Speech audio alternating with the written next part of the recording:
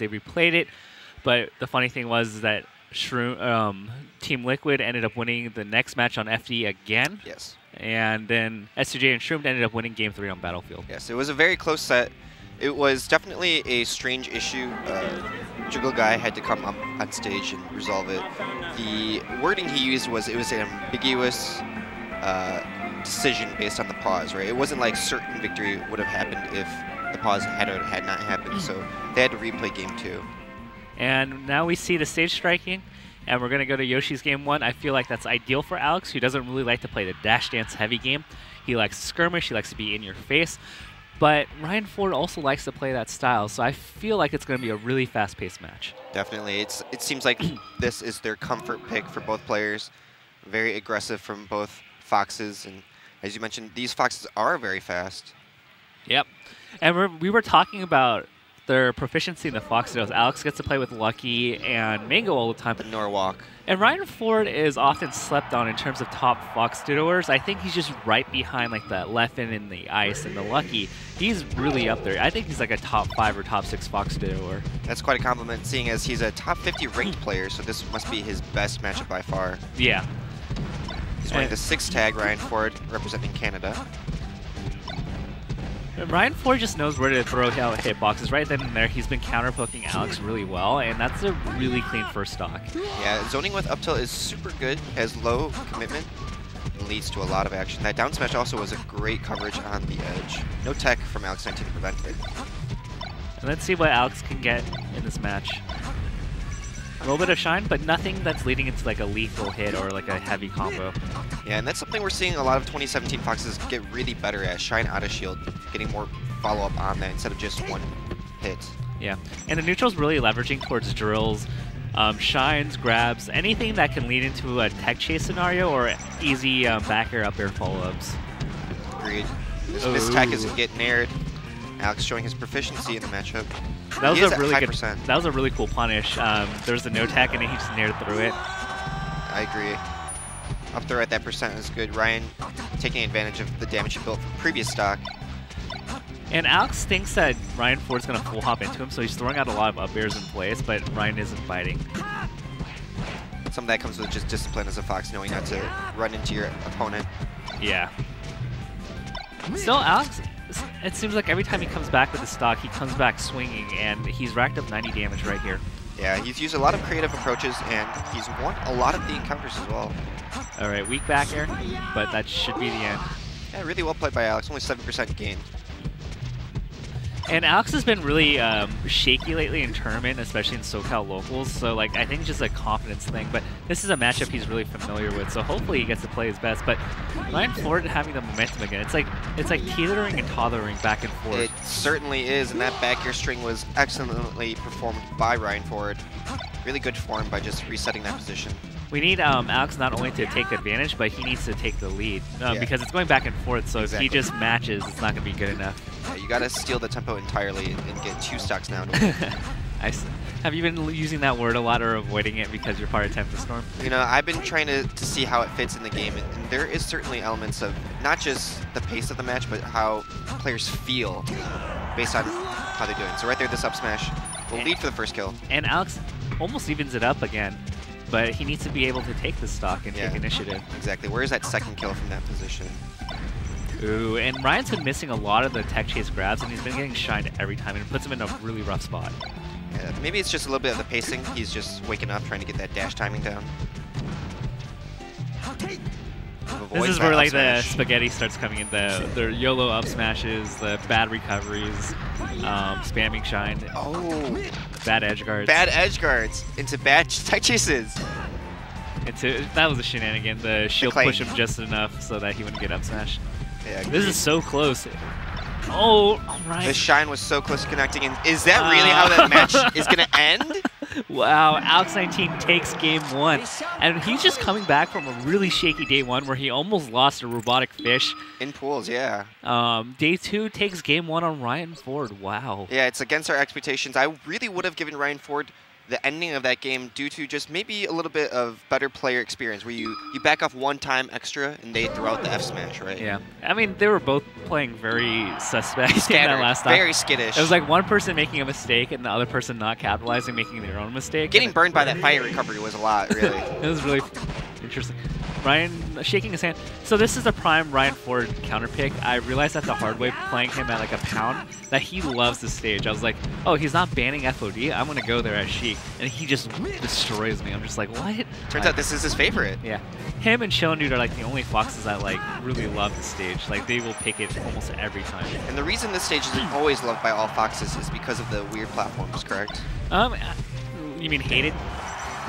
Yeah.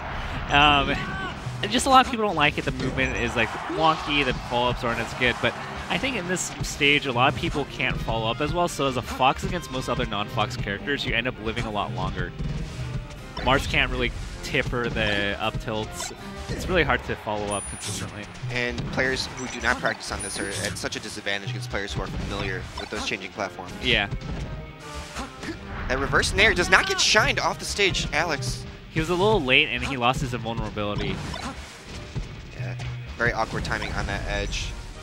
And right now, it's now Ryan Ford's just kind of running away with this. Last match we saw that whenever Ryan took a stock, Alex would take a stock right after, and now Ryan takes the first 2 stocks. Yeah, taking 2 stocks in a row, very advantageous, of course. Yeah. Of course it is. Well, right now he's still at livable percent, and Ryan could run away with this match just from this position. Alex is just slightly missing on the punishes, and that was actually happening last game too, and this might be a 4 stock. Oh, and Ryan Ford misses up. He might have been able to steal the ledge again, but a little bit sloppy for him. Yeah, I don't think he didn't react quick enough to that straight angle. I don't think he thought, I actually didn't think that Alex could drift enough to grab the ledge. Maximum drift worked out though. Yeah. That was his opportunity to make it even back in the match. Alex19, 1 number on the board. 1 number. Oh, that platform ended up messing up Alex. He didn't think the platform was there, and that ends up stopping his run. Yeah, and then he's off stage getting kicked by Ryan Ford. Ryan showing him why this is his favorite stage. Also, notorious Norwalk disfavorite stage. Or yeah, least although favorite. The funny thing is Mango does really well on the stage. It's like one of his highest win percentage stages against like most characters. Yeah, he doesn't like it just because it's different. Yeah, ruins his freedom. All right. It seems like Ryan Ford just has way more presence than Alex, especially on the stage. He has so much control, and Alex is just kind of struggling to find like the spots to just really gain his footing from the sides. Always not on the center. And he's not able to follow up consistently right now. I would say that's a very fair assessment. This time, though, Alex is getting underneath Ryan with 3 back airs. I wonder if he can set up another vertical pressure here. Oh my goodness. Oh wow, Ryan Ford's just like, what? Like, his reaction was just like, okay, whatever. It seemed like ledge dash would be safe if it was fully invincible. Yeah. That's roughly the distance where it still works. All right, Ryan Ford takes a JV3. The counter pick really working out for him. Certainly. And Alex, I feel like this is a stadium if it's open. It's likely. It's one of his favorite stages. Perhaps FD. They didn't go to Battlefield either. Some of the most common stages we see. I definitely don't think he's going to go to FD. I think it's going to be because I don't think he's a really chain grabby fox. He doesn't want to suffer that fate from another fox. Yeah. I see. I think it's going to be a stadium if it's not banned. I don't know what he bans currently. It would be a smart ban from Ryan Ford to ban Pokemon. Seems like a comfort pick. They already played on the 2 small stages. And yeah. You are correct. Now, game 1 was only won by this shaky last stock scenario for both of them. Yeah, Ryan had it in his grasp many times, but granted, Alex also missed a lot. It looks like Ryan has a lot of the momentum. I think he just realized, hey, like, you know, the game 1, I threw it away, but game 2, I recovered. Yeah, and Ryan seems to have gotten a lot better grasp of how Alex has been approaching. He's still getting caught out on some of these moves, and when you are beneath the other fox, it's very terrible feelings. Ooh, and Alex's techs have been... His techs have been pretty solid, but his edge guarding, he's been missing a lot, and that's been the difference maker. Yeah, I was going to say that shine certainly could have been the death of Ryan Ford, but he reversals, gets the stock. And no reason to really do this slow get up there. He should have tech rolled away. That's something Alex would have very likely not been able to recover.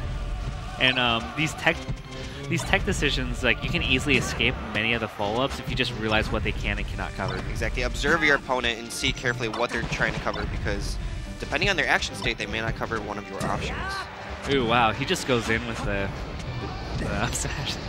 And it actually pays off. He's been actually up smashing near his shield a lot, catching jumps out. They've been paying off a tremendous amount in the matchup. The issue I have with Alex's edge guards is not only is he missing, but it's putting him so much out of position when he misses that Ryan 4 turns a position where he's getting edge guarded to now he has all stage control. Exactly. And that's something that you don't want to have in your risk-reward assessment. You're going to take the low risk, take the low reward as well. Oh, no! Oh my gosh. So this game has really been going down to Alex missing edge guards and then Ryan 4 just punishing, or Alex literally just SD'd. This could have actually been Alex's lead at this point, if we go back 2 stocks ago. The position looked quite strong for Alex, and I'm not counting him out. He's looking strong right here, corner pressuring. I mean, he's doing okay in the neutral game. He's definitely winning a lot of the exchanges, just missing the little things. It's unfortunate. The one thing I'm noticing a lot from Alex is he's throwing out a lot of dash attacks, hoping that he gets the fox in the air. But Ryan 4's been blocking or avoiding it completely every time. It's really hard to avoid sometimes with the spacing and the speed of Fox Dodos. Yeah, I agree. Dash attack is one of those central moves, and I was going to say Ryan is actually been getting a lot of mileage out of it. And it's one of those things that where your opponent's using on you, and you're like, I got to fit it in my gameplay. Yeah. It leads to a lot. We're going to see them both attempt a lot at this percentage. All right. Can he get this edge guard? No, he misses again. Yeah, it's very awkward height. It looks like Ryan 4 is in a very good position. Oh, here. that was awkward. He turned backwards. the wrong way. That's the GG. Disappointing from Alex. I think just everything that revolved around the ledge did not work in Alex's favor, and that's how Ryan won this game 3. Yeah, if the game had no ledges, Alex would be a much better player. Or if he didn't have the edge guard in this game. Right. If there's